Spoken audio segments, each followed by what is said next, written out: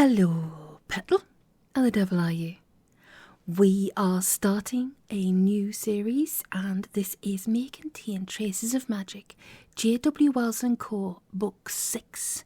I actually bought this back in 2011 on hardback, February 2011. I think it came out the previous year. But my goodness gracious, how many years ago was that? If you think back to 2011, what were you doing back then? Or, if you would prefer, what was the best book you think you bought in that year? I definitely have quite a list, but this is right up there with them. How have you been? How are you doing? How are things? Did you have a good Easter? Did you have a break over Easter? Or did you just do the usual? Let me know in the comments, because I really do like hearing from you guys. And we really are getting such a lovely little community. It just makes me so happy, and it's so just... I've been doing this for a long time, and it's just really nice that it's this year coming together, and everybody's coming together. And there's a lot of you that have been there since the beginning, and you know who you are, and I'm very grateful to you. And I'm just very grateful to all of you, because it's just lovely. It makes me feel happy and fluffy and warm inside.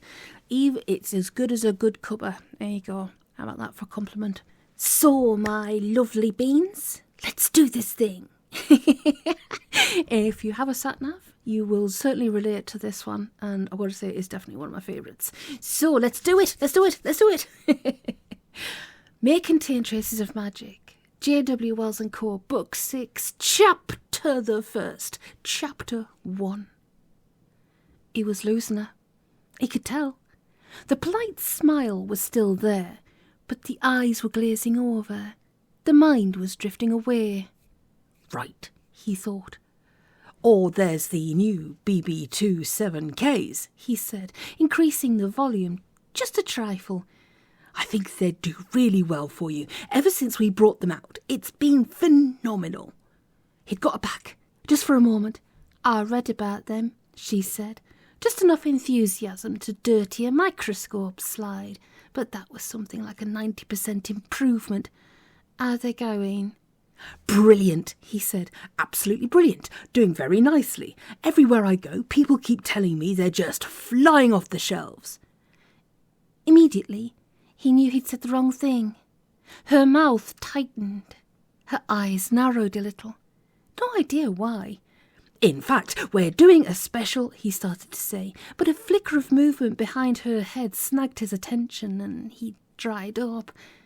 On the top row of the shelf unit facing him, a cardboard box had just sprouted wings. Sodded, he thought, the NM66. He said, as the box stretched, preened its light grey feathers and made a soft chipping noise. The shopkeeper looked round, swore and grabbed at it, but it was too late. The box spread its wings, hopped off the shelf and glided lazily, just out of reach of the shopkeeper's flailing hands, over their heads, out through the open door, into the street. She looked at him. We're working on that, he said sheepishly. Bit of a snarl up with quality control, but they promised me the next batch. 15 of them, she said bitterly, in just 1 week. It's the mating season, he mumbled. But they have completely redesigned the DNA sequence, and that'll sort it. No problem. Meanwhile, if you'll just do us a returns note for the escaped stock, we'll get that straightened out for you. And he ran out of words. The expression on her face was quite clear. Forget it. Don't bother. Save your breath. But that wasn't his way. He sucked on a little air and said brightly, So, shall I put you down for 3 dozen of the BB27K for starters? We are offering special display materials. Dump bins, special promotional. No thanks, she said. Oh, he thought. Right, fine. Well, I guess that's about it for today then. Thanks ever so much for seeing me, and I'll be back again first week in June. Meanwhile, if there's anything I can help you with... It was like pouring water into sand. He was used to it, but that didn't make it fun. And it would be nice, just once, if he'd got a chance to end a sentence with something other than 3 dots. He smiled, closed the lid of his briefcase, thanked her once again for her time, and left the shop. It was raining outside, needless to say, as though tears for the miserable fate of all salesmen everywhere were rolling down heaven's face. One of these days, he thought, I'll get a proper job in an office, and I won't have to do this anymore. One of these days. He looked up and saw the stray NM66 perched on top of a nearby traffic light. Stupid bloody things, he thought as the box, now distinctly damp, cooed mildly at him. Not enough sense to stay out the rain. It'll get all soggy and fall to bits if it's not careful. He walked back to his car, which winked its indicators at him as he thumbed the plastic key thingy. At least someone's pleased to see me, he thought. Before he drove off, he filled in the order form. That didn't take long. No BB27Ks, no GP19s. He'd been stone cold certain he'd be able to shift a couple of outers of YJ42s, but no dice. Just a couple of trays of AA1s and the inevitable repeat order for DW6. That made him frown, as it always did. DW6, one of the firm's biggest sellers, but in 7 years he'd yet to meet anybody who knew what the stupid stuff was actually for. It was, by any criteria, the weirdest, most totally improbable concept he'd come across, and in this business that was saying a lot. None of the reps knew what it was supposed to do. The buyers hadn't got a clue. The shop managers and sales assistants didn't know, but the customers bought it. By the bucketful, by the skipload, so... Never mind, he told himself firmly as he switched on the SatNav and waited for it to warm up. A mystery it might be, but at least he could shift it. 3 hearty cheers for small mercies. There were some months, and this might be one of them, the way things were going, when the only thing that stood between him and an excitingly challenging change in career direction was DW6. Even so, the SatNav flickered into brightly backlit life, and he touched the nail of his index finger to the screen. The colours swelled and it said, she said, SatNav said, your route is being calculated. Please wait. And for a moment he forgot about snotty shop managers and flying cardboard boxes and his monthly target and perversely inexplicable mega-selling DW6 because there was something about its voice, her voice, that was so wonderfully soothing and reassuring. Like she understood him. Like she cared. He frowned. They'd warned him about that, of course. He glanced at the little screen as the picture swung wildly through the X-axis and settled itself. Straight on out of town until he hit the main A666, then take the second exit. Fine. Not much traffic at this time of day. He'd warned them about the NM66, of course, told them till he was blue in the face, and would they listen? Fat chance. He'd told them it was just a matter of time before an escaped pair started breeding, and then the brown stuff had hit the swiftly whirring blades all right. Tabloid headlines, billion-dollar lawsuits, the boing-boing noise of rolling heads in the deep pile-carpeted corridors of corporate power. He sighed. They lived in a world of their own in Kettering. He turned the radio on, but it was some phone-in, so he fished about in the glove compartment for a CD. Now there, he thought, as he scrabbled one-handed through the plastic cases, was another bloody mystery, because a third of the stuff in there was garbage I'd never have bought in a million years. A third he couldn't even recognise, and of the remaining third that he was prepared to acknowledge as his own, the one thing he actually wanted to find was actually missing. Always missing. White stripes. No, not today. Very best of James Blunt. Contradiction in terms. He looked up just in time to avoid smashing into the back of a lorry and grabbed something at random. It turned out to be a homemade job. No label or writing on it, so presumably one of Karen's compilation CDs. No idea how they came to end up in his glove compartment. Another mystery.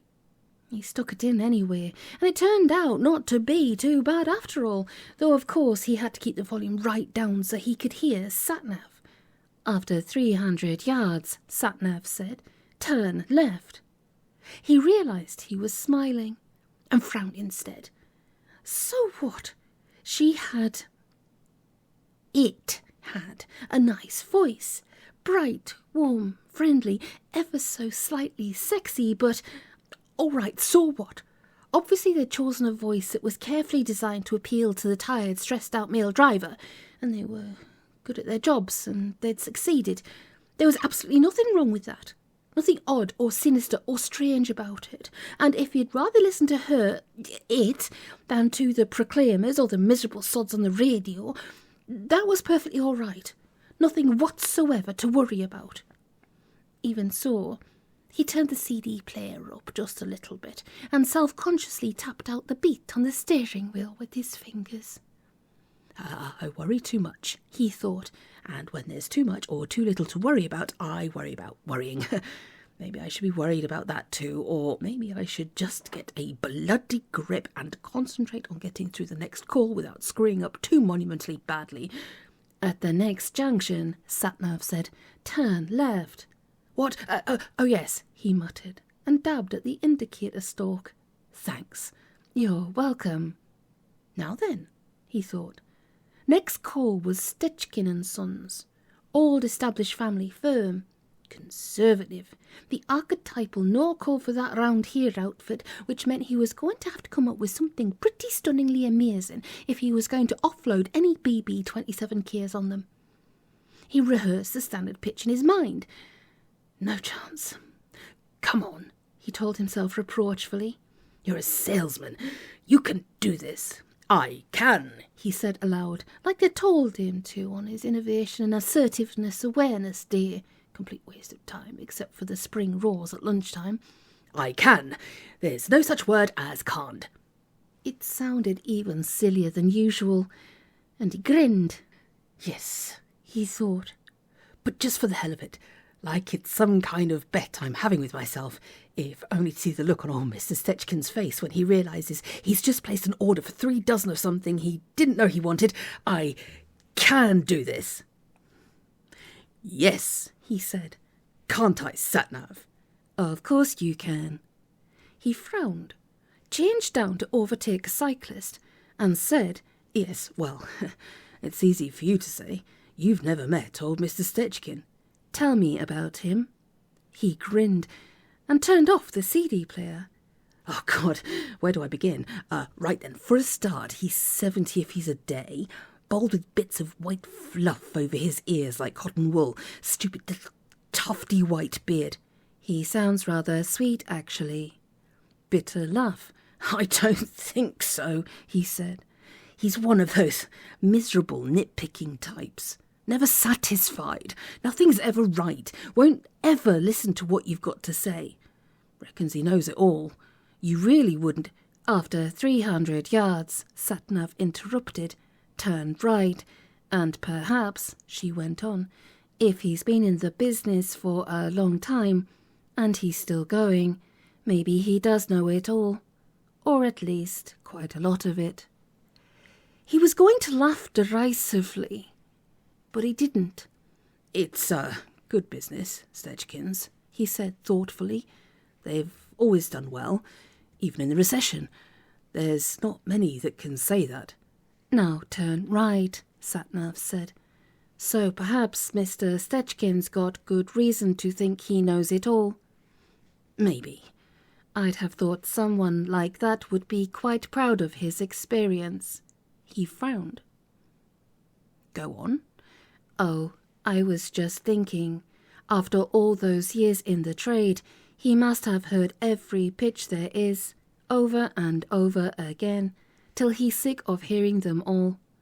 People trying really hard to sell him things, I mean. I suppose so, he said. But that's not helping me, is it? After 600 yards, take the second exit.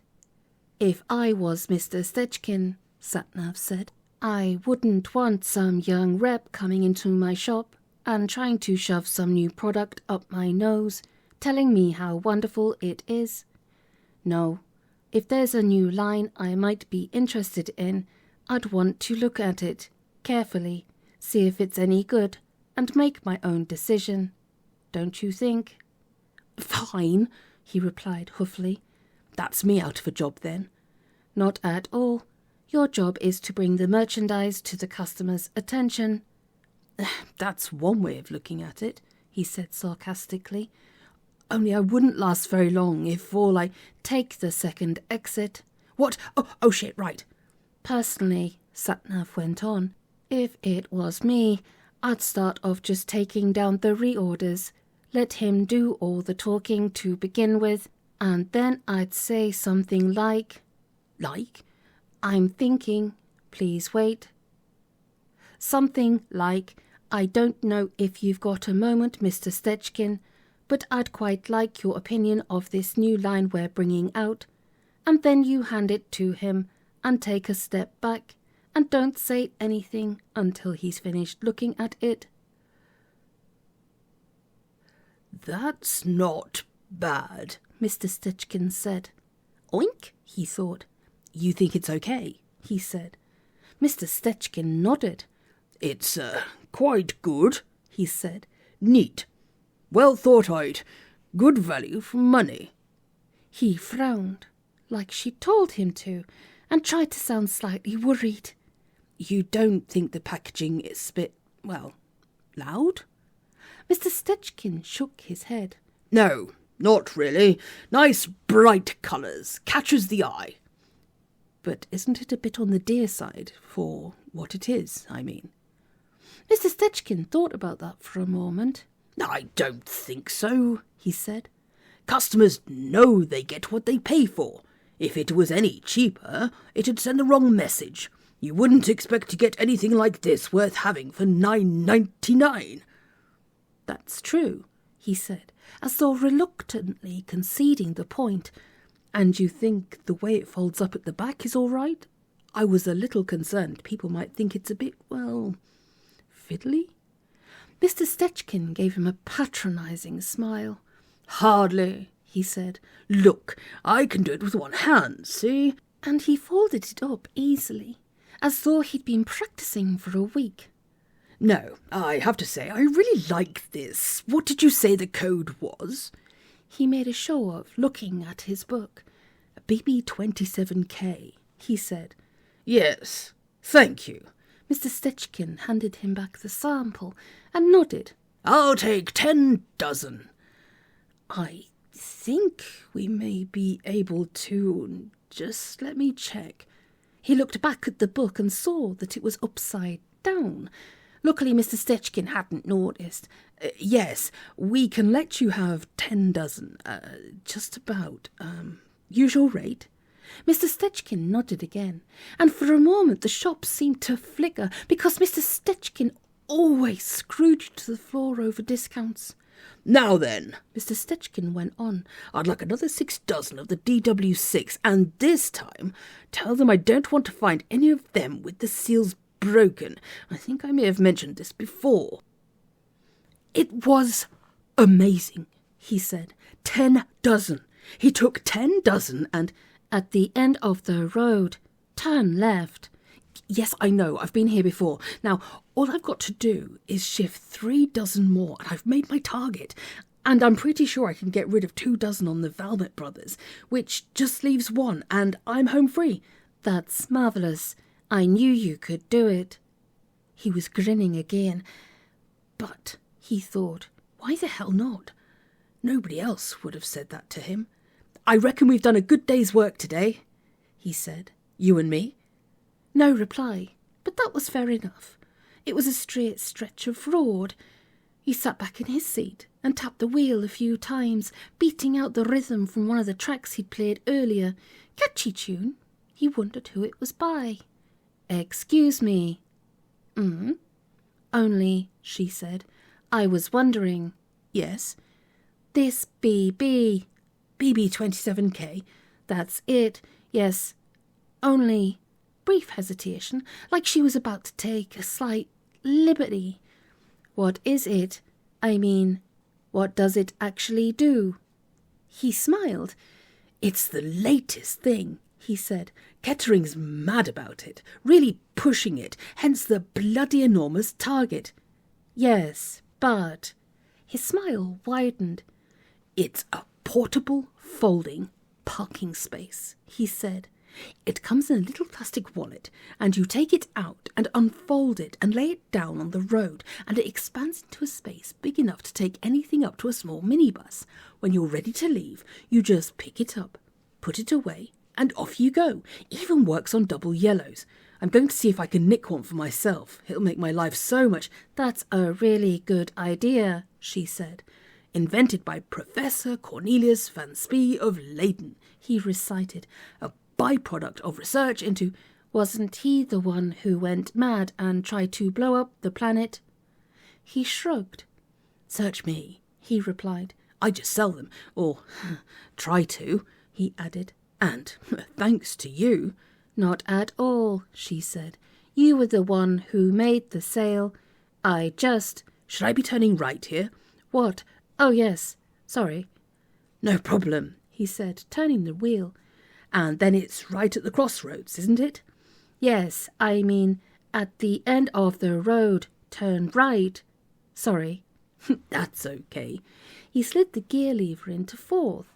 What were you telling me just now about Professor Van Spee? Well, SatNav replied, if he's the one I'm thinking of, he tried to create a pocket universe. There was a lot of trouble about it at the time. He frowned. That's no big deal, he said. I mean, we do those. The JH88C.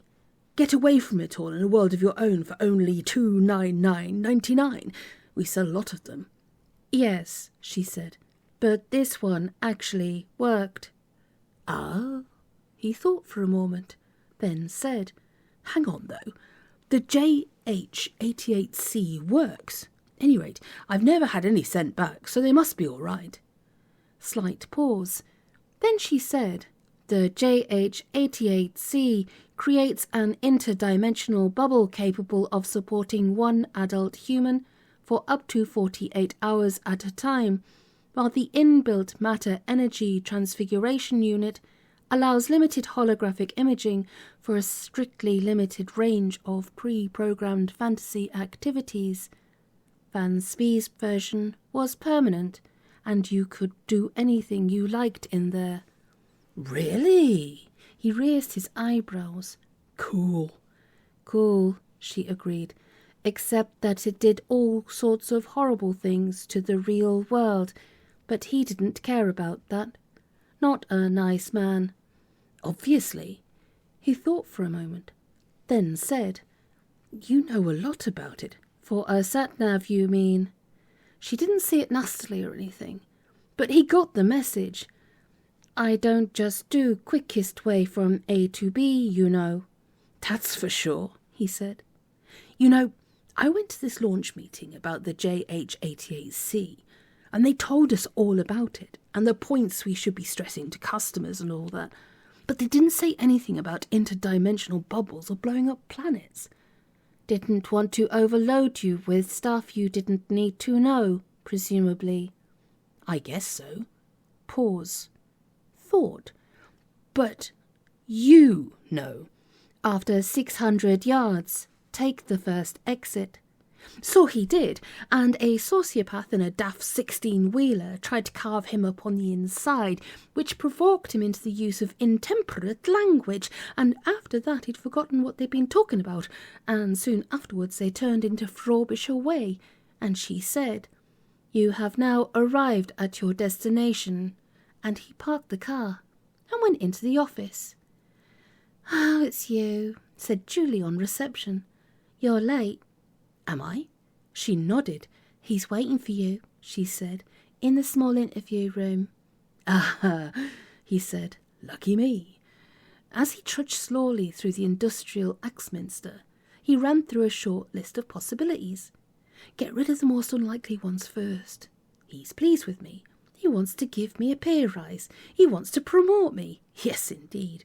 And the pig now boarding at gate number 6 is a 17:09 scheduled flight to Mogadishu. Rather more probable, he's pissed off at me. He's really pissed off at me. He's really seriously pissed off at me. He knocked on the door, waited for the familiar grunt and went in. At the far end of the room, his huge pink face reflected in the highly polished tabletop, sat Mr. Burnot's area manager. Not a pleasant sight, but not so bad if you're expecting it. Opposite him was some scraggy kid in glasses. You wanted to see me, Mr. Come in. Sit down. Mr. Burnot's turned his head and smiled at the scraggy kid. Female, he noted, more than a passing resemblance to a weasel. Angela, I'd like you to meet Chris Popham, one of our sales reps. Chris, this is Angela, some surname he didn't catch, who's joining us for a month as part of her degree course. Bernard smiled hugely, as if he was trying to catch the sun in his teeth. Angela's taking advantage of our sponsored graduate intake program. Ultimately, we're hoping she'll be joining us at Kettering. Meanwhile, we're giving her this opportunity to get some frontline hands-on experience in basic marketing. A chill sensation, like a column of frozen ants climbing up his leg. That's great, Chris said through a fixed smile. How do I... We thought it would be a really good idea if Angela sat in with you while you do your rounds for the next 6 weeks, said Mr. Burnot's, cheerful as a game show host, oblivious as an icebreaker grinding through permafrost. You can show her what it's really like in the trenches, so to speak. The raw, bloody cut and thrust of modern marketing. Not something you can get a feel of from books or sitting in front of a computer screen. I am sure you'll agree. I know Angela's really looking forward to it. In which case, Chris thought, never under any circumstances play poker with this child for money, since she clearly guards her emotions like a dragon on a pile of gold. Absolutely, he heard himself croak. Great idea.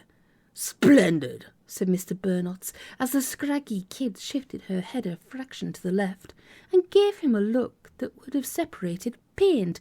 In that case, why don't you pick her up outside the building here at what? Let's say 6:15 tomorrow morning, and you can take it from there. Chris hoped he'd managed not to let the pain show on his face. Oh, all right then, he said. I look forward to it. The raw, bloody cut and thrust of modern marketing. That was, he told himself, as he slouched back across the pure wool tundra, one way of describing it. But offloading a trainee, and not just a trainee, a graduate trainee, a graduate bloody trainee who hadn't even graduated yet, a kid. On him was a refinement of cruelty he wouldn't have thought anybody, even Mr. Burnot's, was capable of. It was heartless. It was vicious, savage, inhuman and unnatural. Furthermore, he was at least 99.98% sure that Mr. Burnot's hadn't meant it that way. Far from it. Somebody, Kettering presumably, had sent Mr. Burnot's a memo saying offload this skinny kid on one of your reps, and Mr. Burnot's had chosen him at random, or because he'd seen his name on a report or an expenses claim at some point recently, and had recalled it when faced with the chore of placing the trainee. Arguably that was worse. Which would you rather be, the martyr on the lonely gallows, or the hedgehog squashed flat by the Arctic whose driver hasn't even seen you? Back into reception, where Julie, she was married, and every time she mentioned her husband, Chris couldn't help thinking of those birds in Africa who live by picking shreds of meat out of the jaws of crocodiles, handed him a sheaf of yellow "while you were out" notes, which he stuffed into his briefcase without looking at them. A trainee, he muttered to himself as he splashed through puddles in the car park. A sodding kid. And 6:15 in the bloody morning. He'd started the car and let in the clutch before he remembered, and then he felt a little better. Today was Wednesday, Karen's evening class, which meant He smiled, eased the car into gently purry motion, and drove gracefully home, stopping to let other people go at junctions. There was a note on the kitchen table. No food. Chris acknowledged it with a slight nod. Sometimes, though rarely, Karen cooked. He didn't hold it against her. He guessed it was something she felt she had to do now and again, and it was probably just as well that she got it out of her system, rather than bottling it up and getting some sort of complex. Nonetheless, in their house, the definition of good food was like the proverbial definition of good news. You'd get a burger instead, or a kebab. Things were looking up. Chris changed quickly, lynching his suit on a wire hanger and pulling on a pair of jeans, transferred his wallet, phone and keys to his civilian jacket, checked the mercifully mute answering machine, and lunched back out again, walking quickly without actually running, as if escaping from a POW camp. A glance at his watch told him he was cutting it fine, for which he had Mr. Burnotts and a skinny teenager to thank.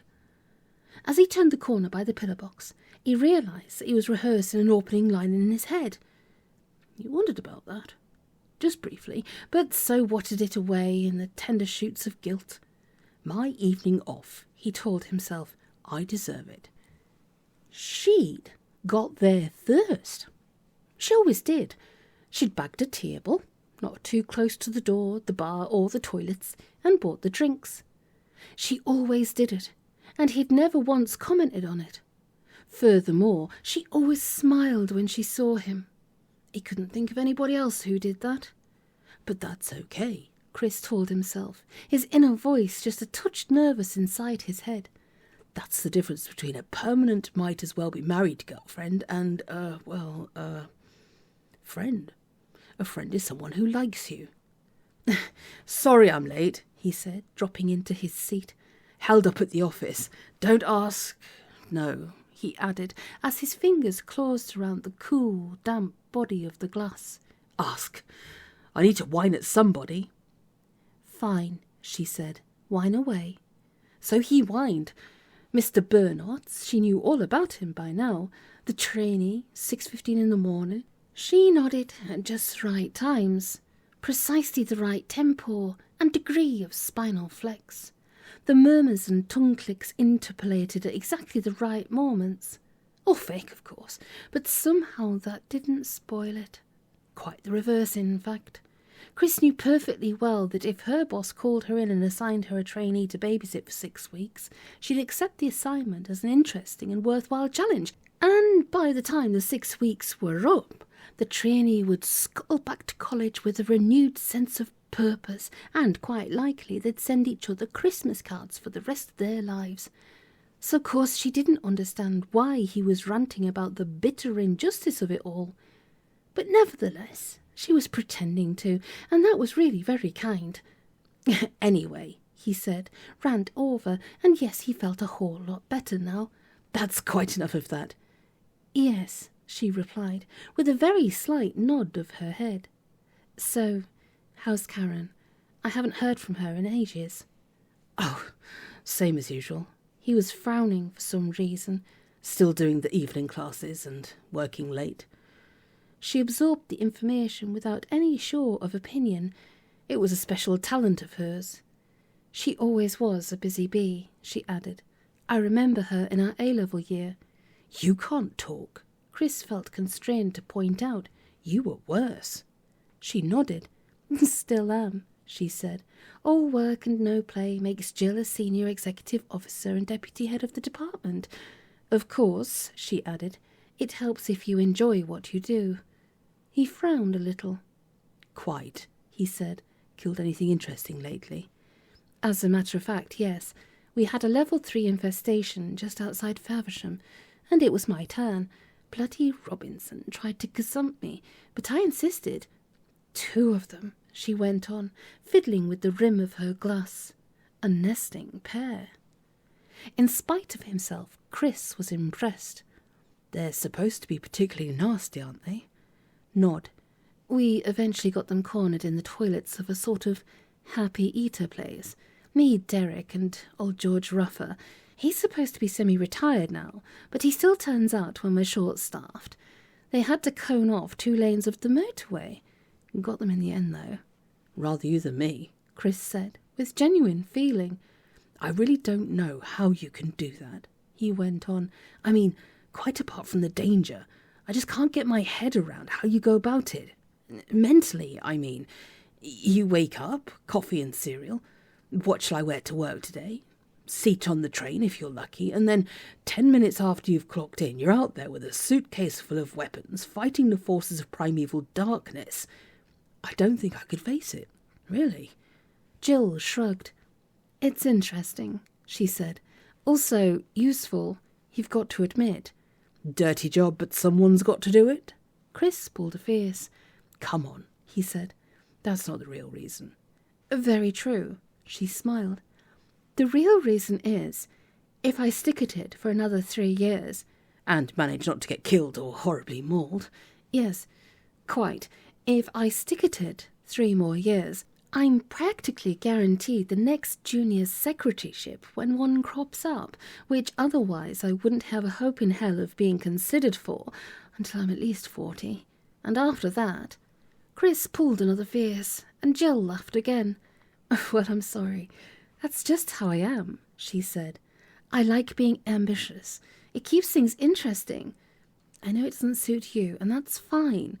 I guess I'm just not a rut person. And if it means having to kill a few demons now and again, there's worse ways of making a living. Accountancy, insurance, anything with children. Or selling, he said. Now there's a dead-end career, if you like. Quite. Jill grinned. Look at you, for example. 7 years of devoted service, and they land you with a trainee. Give me a nice, straightforward demon any time. Chris realised he was scowling, but made no effort to stop. Oh, well, he said, I didn't go to university, so what can I expect? She didn't react. She never did, but Chris felt something click into place between them, separating them, and, as always, wished he hadn't said it. Meanwhile, she was looking at him, and he could read the message as clearly as though she had a ticket machine on her forehead. It's not just because she's a trainee, he read. It's because she's a graduate trainee. Can't forgive her for that, can you? He shrugged, and she knew him well enough to accept it as a retraction, a reset to 0, as though the U word hadn't been said out loud that evening. Changing the subject, he said briskly, and a slight glow in Jill's eyes meant she approved. There's something I've been meaning to ask you, since you know all about the business and everything. I do, she said. Go on. So he told her all about the DW6 mystery, but he hadn't got very far when she stopped him. How do you mean? Jill said, looking uncharacteristically blank. Powdered water. Chris looked at her. You're kidding me, right? But she wasn't, because she didn't do that sort of thing. He paused, while the world went all to pieces and slowly reformed around him. Are you seriously telling me you've never heard of... Jill frowned. Come to that, she replied. Are you seriously telling me there's such a thing as powdered water? Apparently, Chris shrugged. At least, it's this sort of very fine grey powder, like a kind of mixture of talc and soot. It comes in a plastic tub with a kid-proof lid. You can have the 1 kilo size or the 500... Powdered water.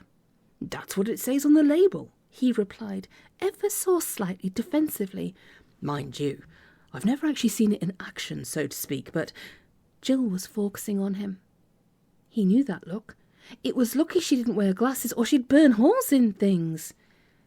It's a gag thing, surely, like pet rocks and bottled LA smog, novelty Christmas gifts for sad people. Chris shook his head. I don't think so, he replied. We don't do stuff like that. Now Jill raised her eyebrows. Not a good sign. 2 gym mistresses and a maths teacher had needed counselling back in year 10. Does it say on it how you're supposed to use it? I mean, are there instructions on the tub? Or not the head shake? All it says is, instant powdered water, just add... Pause. She was thinking. Just add. And then 3 dots. He told her. Just add ... Oh, and there's a lot of legal stuff. For use as a water substitute only, may contain traces of... Just add. Jill's thoughtful frown had escalated into a scowl. That's silly, she said. Yes. His turn to frown. Really, haven't you heard of it? I thought you knew all about, well, trade stuff. Magic artifacts and their properties. Didn't you do a course? Yes, Jill said. In my 2nd year at Loughborough. And yes, we did everything. You name it, from mandrake roots to elixirs of eternal youth. A thought struck her. Chris could see the ripples of impact in the lines appearing on her forehead. Is it a fairly recent thing? She asked. Only, I suppose it could be a recent invention, hence not covered in the course. Shrug.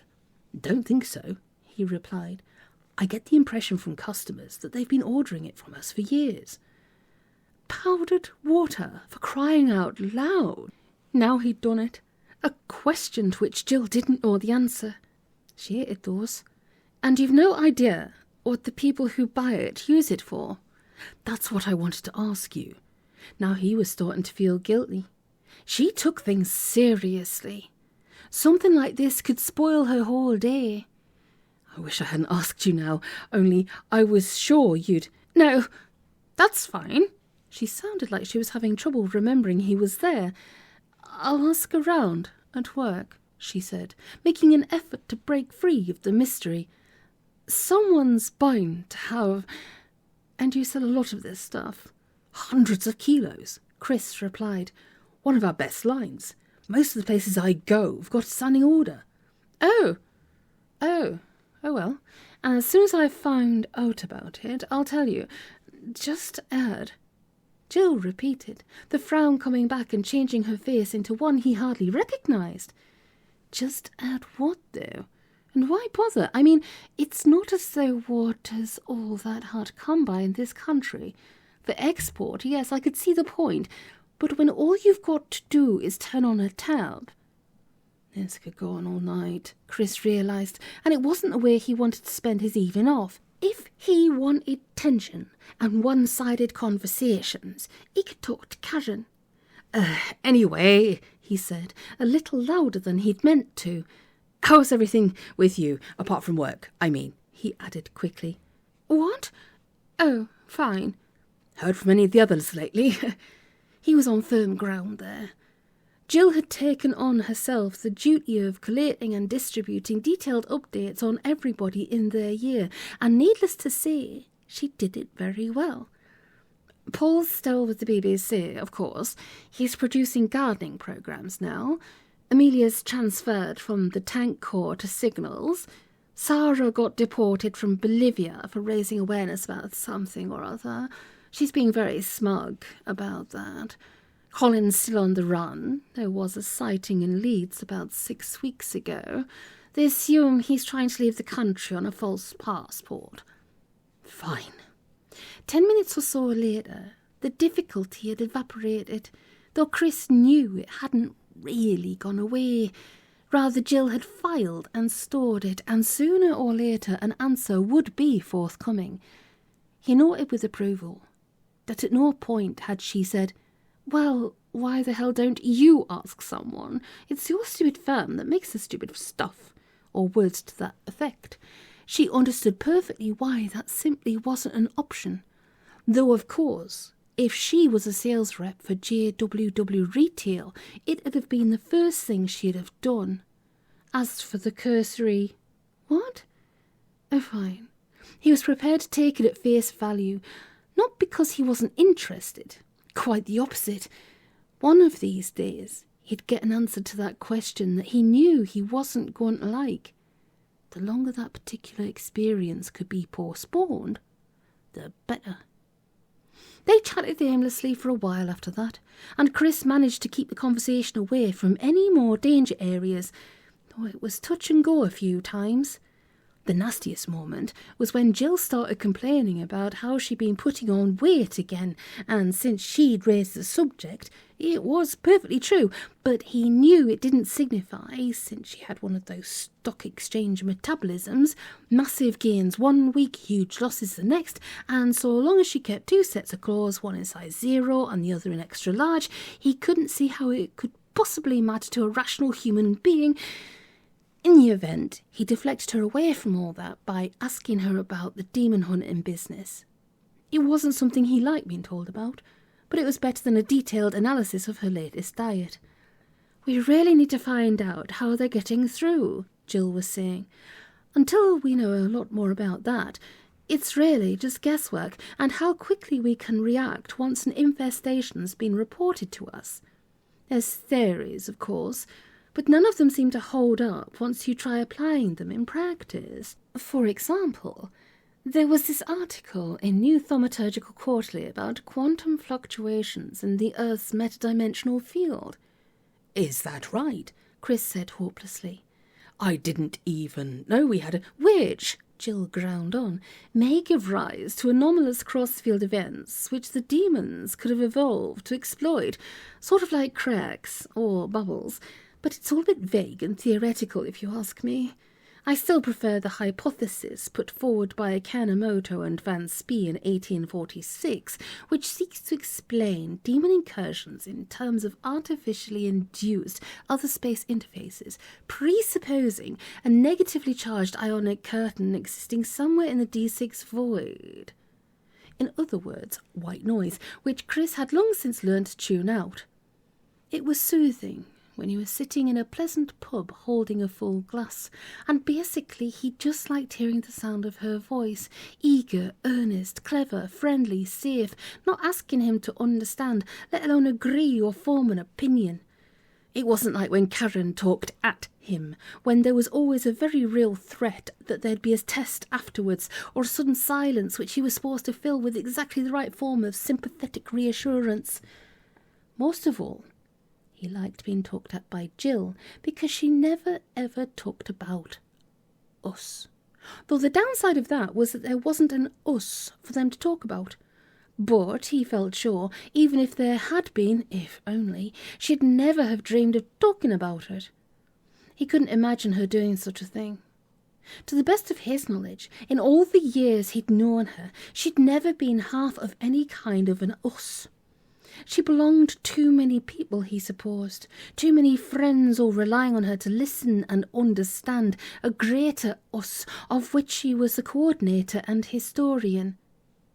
For a moment, he felt a stab of jealousy, but it didn't take long for it to pass. Closing time swooped down too soon.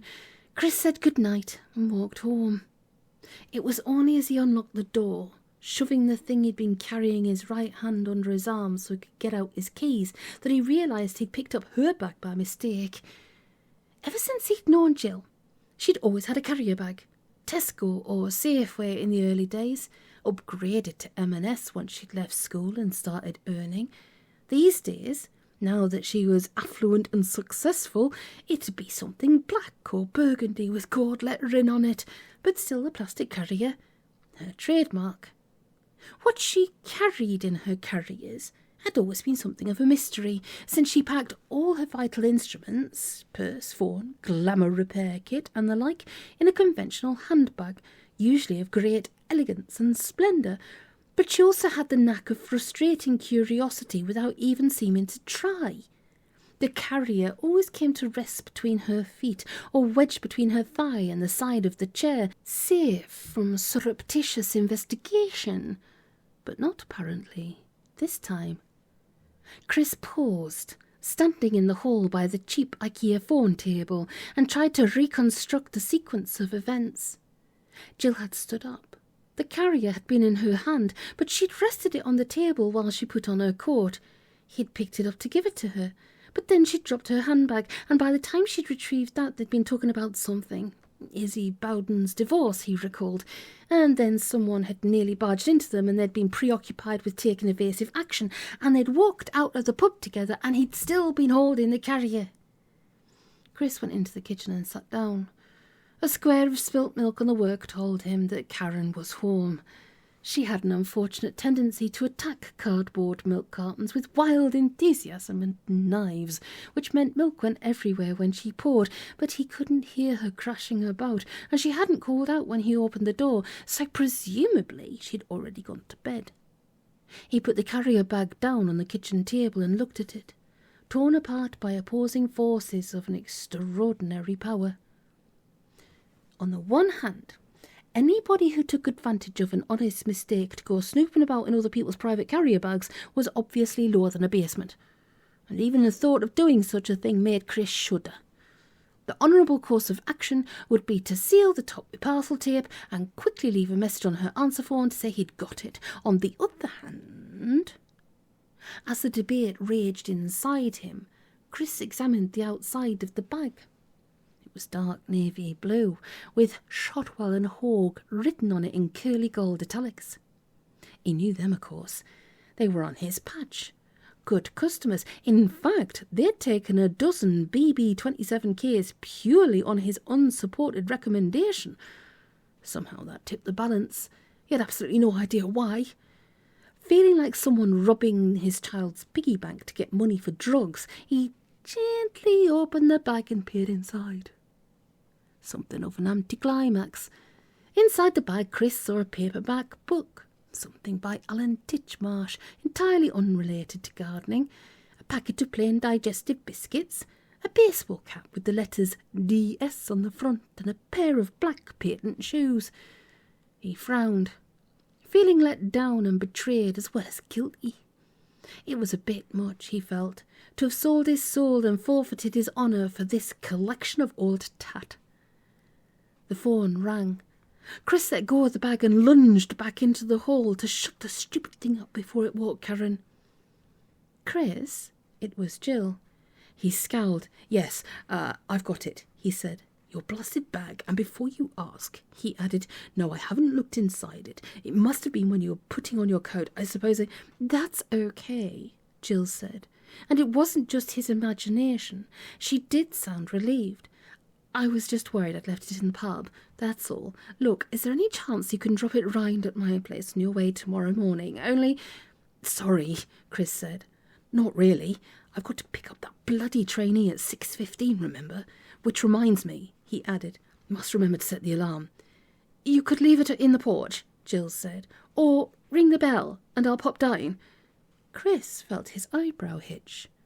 At 5:30 in the morning. I'll be up, I expect, she replied, in a voice he couldn't immediately analyse. A pause, then. It's just that, strictly speaking, we're not supposed to take confidential stuff out of the office, and the new manager gets quite stressy about that sort of thing. I don't want to give him an excuse to have a go at me. Fine.